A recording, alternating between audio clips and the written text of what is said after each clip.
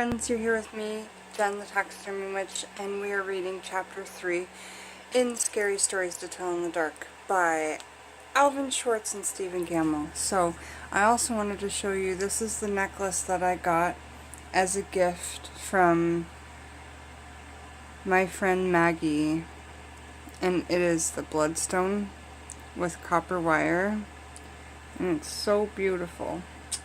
Focus, phone!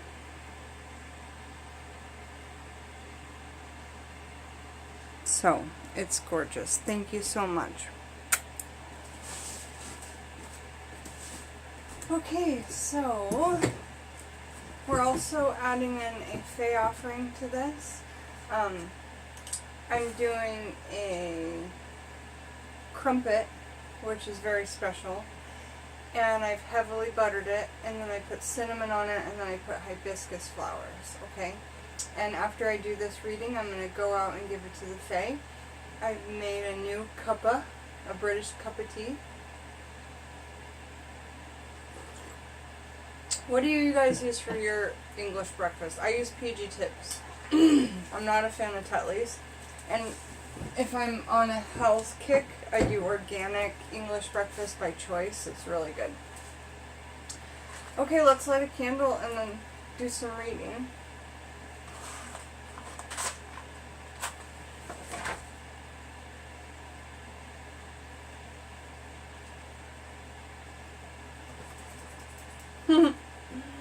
It's fun.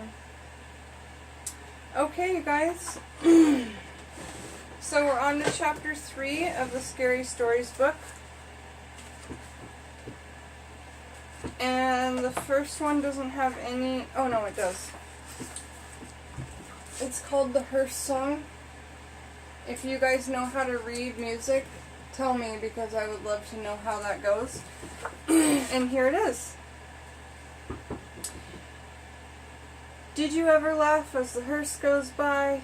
For you may be the next to die. They wrap you up in a big white sheet, from your head down to your feet. They put you in a big black box and cover you up with dirt and rocks. All goes well for about a week, and then your coffin begins to leak.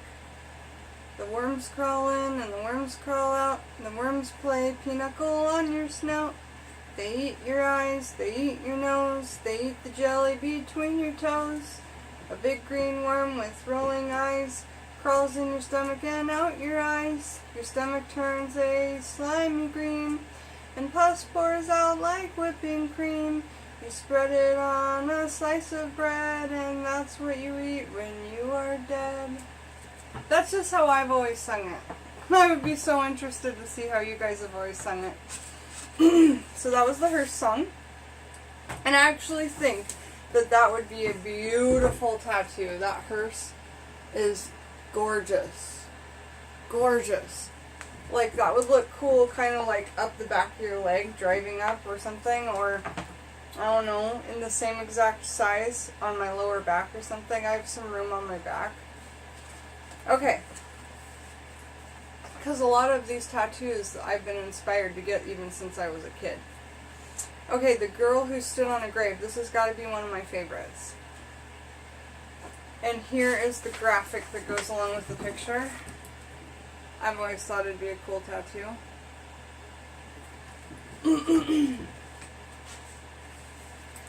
Some boys and girls were at a party one night. There was a graveyard down the street, and they were talking about how scary it was. Don't ever stand on a grave after dark, one of the boys said. The person inside will grab you. He'll pull you under. That's not true, one of the girls said. It's just a superstition. I'll give you $1 if you stand on a grave, said the boy.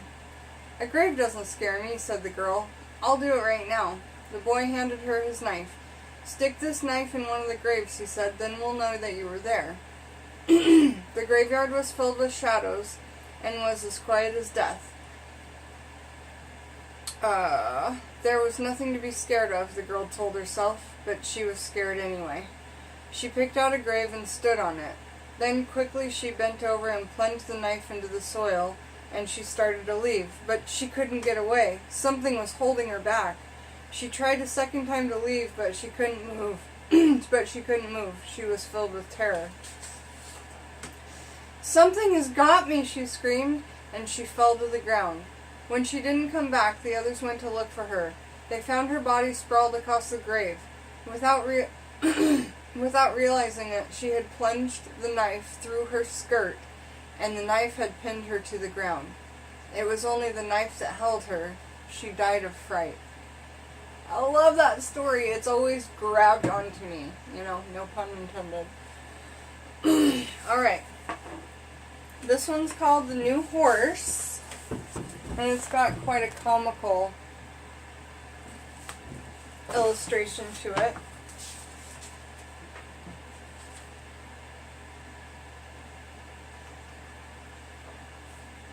I also give the Fae some of my homemade metheglin, which is medicinal mead or herbal mead that I made. And it's actually tastes quite good, but I mainly just give it to them. I just tasted it to see how it was, you know. But I pour some out every week for them, and I give, you know, them like 4 ounces a week. So they're having a jolly old time. Okay, A New Horse. 2 farmhands shared a room. One slept at the back of the room. The other slept near the door. After a while, the one who slept near the door began to feel very tired in the day. His friend asked what was wrong. "An awful thing happens every night," he said. "A witch turns me into a horse, and she rides me all over the countryside." "I'll sleep in your bed tonight," his friend said. "We'll see what happens to me." About midnight, an old woman who lived nearby came into the room. She mumbled some strange words over the farmhand, and he found he couldn't move. Then she slipped a bridle on him, and he turned into a horse. The next thing he knew, she was riding him across the fields at breakneck speed, beating him to make him go even faster. Soon they came upon a house where a party was going on. There was a lot of music and dancing. They were having fun. No, they were having a big time inside. She hitched him to the fence and went in. While she was gone, the farmhand rubbed against the fence until the bridle came off. He turned back into a human being. Then he went into the house and found the witch. He spoke those strange words over her, and with the bridle he turned her into a horse. And then he rode her to a blacksmith and had her fitted with horseshoes. Oh my gosh. After that, he rode her to the farm where she lived. "I have a pretty good filly here," he told her husband, "but I need a stronger horse. Would you like to trade?" The old man looked her over and said he would do it. So they picked out another horse, and the farmhand rode away. So basically he traded the witch back to her husband, and then as soon as he takes, you know, and then now he's got a horse that he's riding away with. Her husband led his new horse into the barn. He took off the bridle and went to hang it up, but when he came back, the new horse was gone, and instead there stood his wife with horseshoes nailed to her hands and feet. Frickin' chilling. I love this story on so many levels. So many levels. The husband didn't know that she was a witch. Probably. Yeah, I'm guessing. And she totally got her karma back, if that's something you believe in, because she was using those men, and it's not nice to use people for your magical stuff. You should, you know, in my opinion, you should only take things from people that they thought were garbage, like hair from a brush or whatever. Or, you know, if they say it's okay, like fluids of nature's, you know, of your partners, you should only use them if they're okay with it, in my opinion. For the male or the female. Okay. Alright, on to the next one. I love that story, though, a lot. This one's called Alligators, and here's the illustration.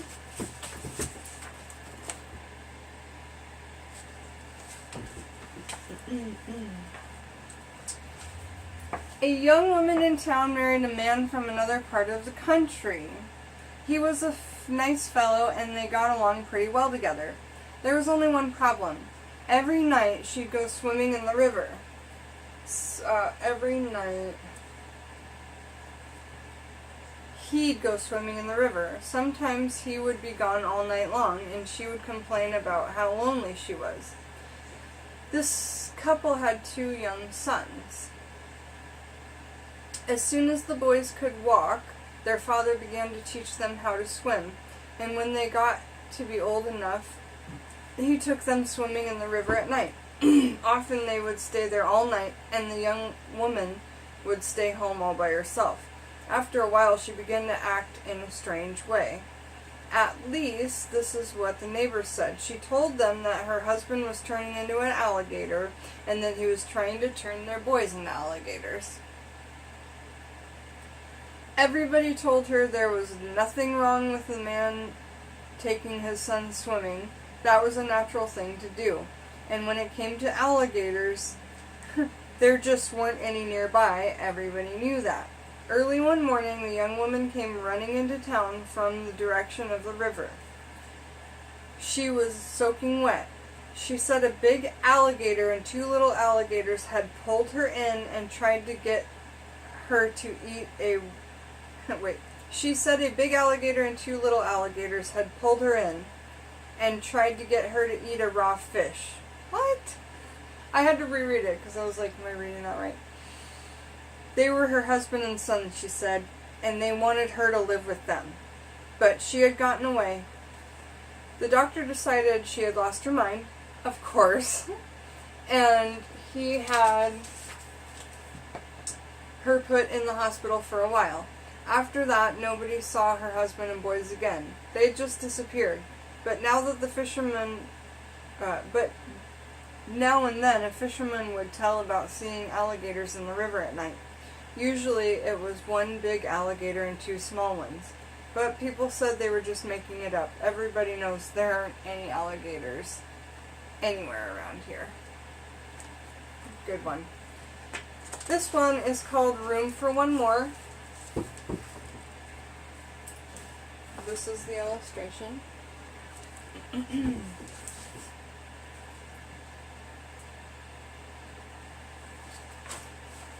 I love where this falls, and even with just like a t-shirt, this is gonna fall at a really cool place. Thank you, Maggie. Love it. And I love you. Such a cool first gift.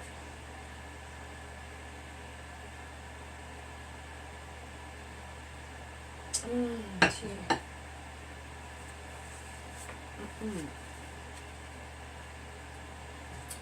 Room for one more.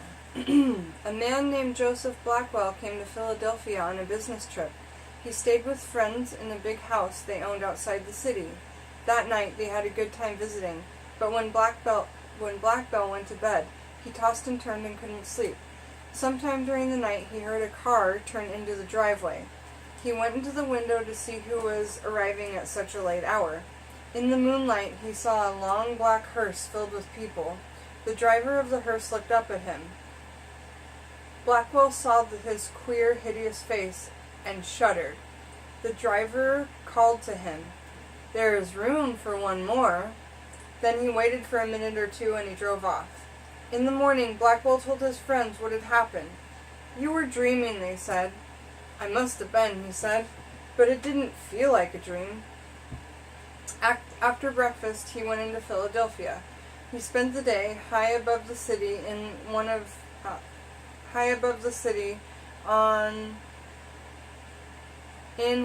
the new office buildings there. Late in the afternoon, he was waiting for an elevator to take him back down to the street, but when it arrived, it was very crowded. One of the passengers looked out and called to him. "There's room for one more," he said. It was the driver of the hearse. "No thanks," said Blackwell. "I'll get the next one." The doors closed and the elevator started down. There was shrieking and screaming and the sound of a crash. The elevator had fallen to the bottom of the shaft. Everyone aboard was killed. creepy. Creepy. And elevators are already one of my biggest fears. Telling tales on a Tuesday on my next live feed, you guys have to remind me to tell you about the elevator courthouse story. Oh my gosh. Okay, this one is called the Wendigo. And the illustrations are good. I love snow, and I love, like, this one because you're like, where did the footprints go? Was something just lifted up from the sky and just, like, taken because where did the footprints go, you know? Okay. A wealthy man... Let me take a drink. I got through that whole last one without clearing my throat, but it was a short one. Okay. A wealthy man wanted to go hunting in part of northwestern Canada where few people had ever hunted. He traveled to a trading post and tried to find a guide to take him, but no one would do it. It was too dangerous, they said. Finally, he found an Indian who needed money badly, and he agreed to take him. The Indian's name was Defago. They made camp in the snow near a frozen lake. For 3 days they hunted, but they had nothing to show for it. The third night a windstorm came up. They lay in their tent listening to the wind howling and the trees whipping back and forth. To see the storm better, the hunter opened the tent flap. What he saw startled him. There wasn't a breath of air stirring, and the trees were standing perfectly still, yet he could hear the wind howling. And the more he listened, the more it sounded as if it was calling Defago's name. Defago, it called. Defago. I must be losing my mind, the hunter thought. But Defago had gotten out of his sleeping bag. He was huddled in the corner of the tent, his head buried in his arms. That would be scary as all get out. I'm sorry, but yes. What's this all about? The hunter asked. It's nothing, Defago said. But the wind continued to call him, and Defago became more tense and more restless. Defago! Defago! Suddenly he jumped to his feet and began to run from the tent. But the hunter grabbed him and wrestled him to the ground. You can't leave me out here, the hunter shouted, and the wind called again, and Defago broke loose and ran into the darkness. The hunter could hear him screaming as he went. Again and again he cried, "Oh, my fiery feet, my burning feet of fire!"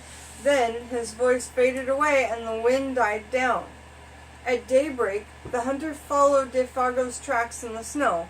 They went through the woods, down toward the lake, then out onto the ice.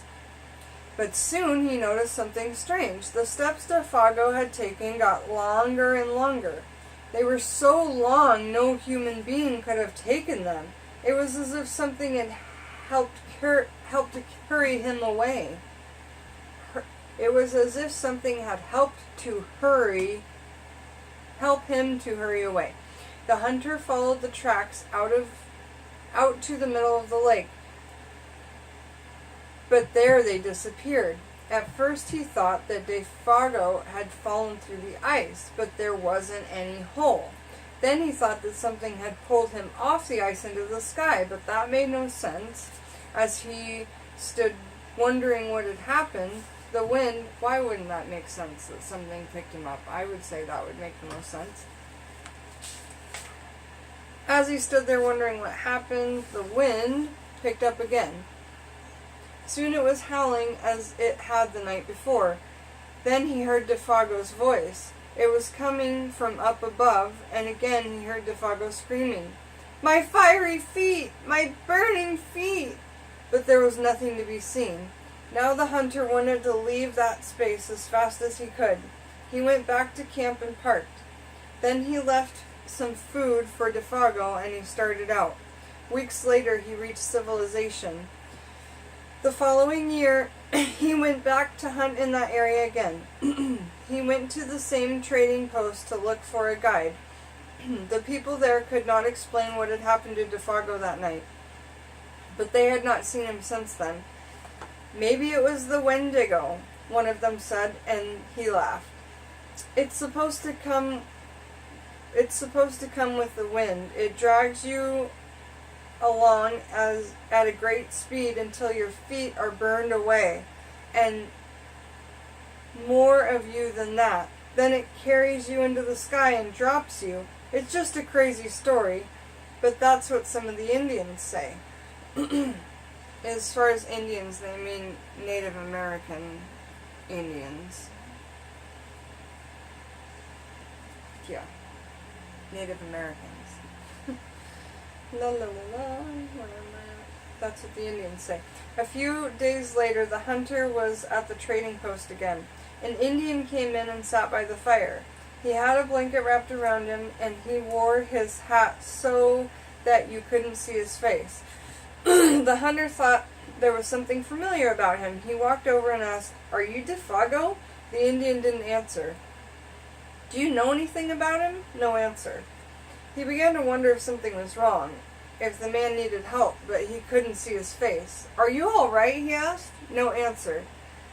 To get a look at him, he lifted the Indian's hat, and then he screamed. There was nothing under the hat except a pile of ashes. So it was Defago, and he was burned to bits, and his spirit of shell of body had followed him there in a disguise. Followed him there in a disguise. Okay. This one is called The Dead Men's Brains, and it's got a creepy ass picture of an old lady holding a head of soup. Like a chowder bowl, but a skull bowl. Alright.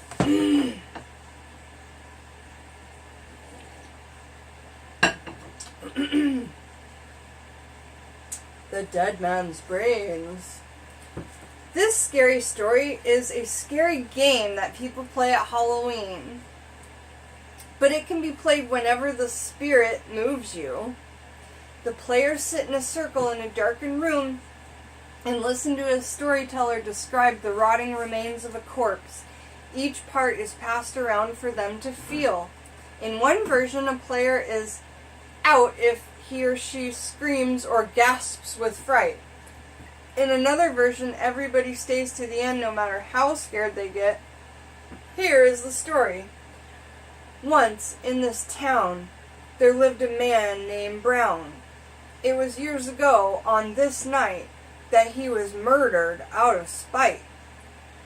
We have here his remains. First, let's feel his brains. And then inside of a container you can't see into, you put a peeled squishy tomato. A wet squishy tomato, it says. Okay, and then, now, here are his eyes, and in a container they can't see into, but they can just feel into, like you put your hand in and you're not supposed to look, so maybe a cloth over it.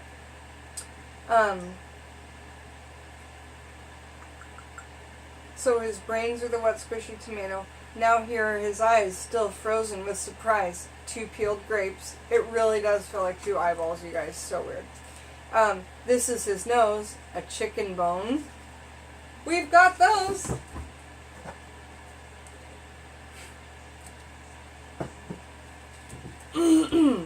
Here is his ear. A dried apricot.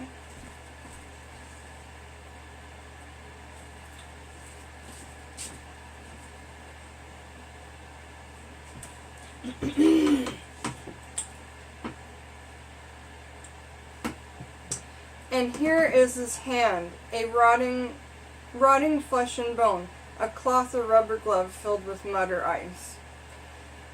But his hair still grows, a handful of corn silk or wet fur or yarn.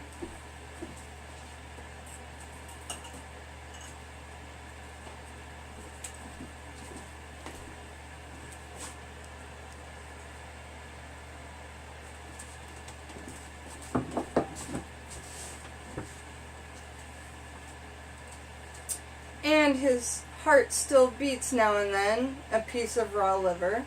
And then you could make it a Bastet offering after that, or a Hecate offering. And his blood still flows. Dip your fingers in it. It's nice and warm.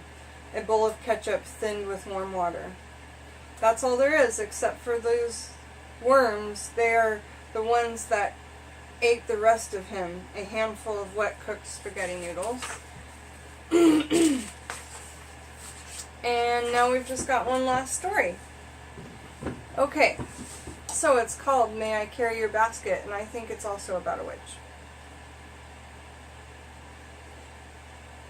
If it's the story I remember it to be. May I carry your basket? Sam Lewis spent the evening playing chess at a friend's house. It was about midnight when they finished their game and he started home. Outside it was icy and cold and quiet as the grave. As he came around a turn in the road, he was surprised to see a woman walking ahead of him. She was carrying a basket covered with a white cloth. When he caught up to her, he looked to see who it was, but she was so bundled...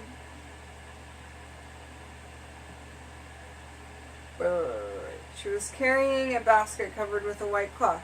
When he caught up to her, he looked to see what it was, but she was so bundled up against the cold it was hard to see her face. "Good evening," said Sam. "What brings you out so late?" But she didn't answer.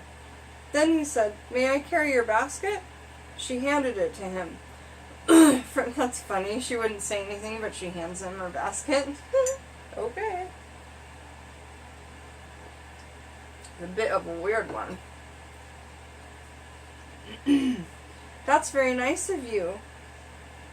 And that was followed by wild laughter. Sam was so startled that he dropped the basket, and out rolled a woman's head. He looked at the head, and he stared at the woman. "It's her head!" he cried. And she started to run, and the woman and her head began to chase him. Soon the head caught up to him. So separately, her body and the head were like chasing after him. Oh, that's crazy. Soon her head caught up to him. It bounded into the air and sunk its teeth into his left leg. Sam screamed with pain and ran faster, while the head's attached to his leg. Ah! But the woman and her head stayed right behind him. Soon the head leapt into the air again and bit into his other leg. Then they were gone. That's it. Who was gone? Where did they go? But it's a good little graphic. I like it. So chapter 4, let me just tell you what it says.